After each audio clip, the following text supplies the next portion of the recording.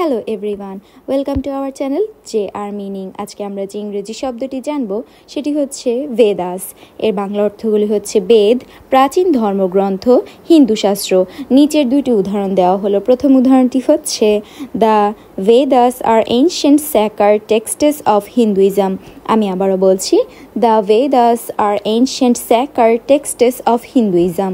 এর বাংলা অর্থটি হচ্ছে বেদগুলি হিন্দু ধর্মের প্রাচীন পবিত্র গ্রন্থ। দ্বিতীয় উদাহরণটি হচ্ছে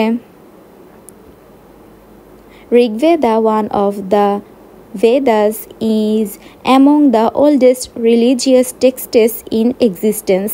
আমি আবারও বলছি, Rigveda, one of the Vedas, is among the oldest religious texts in existence. এর বাংলা অর্থটি হচ্ছে ঋগ্বেদ বেদগুলির একটি বিদ্যমান প্রাচীনতম ধর্মীয় গ্রন্থগুলির মধ্যে একটি। ধন্যবাদ।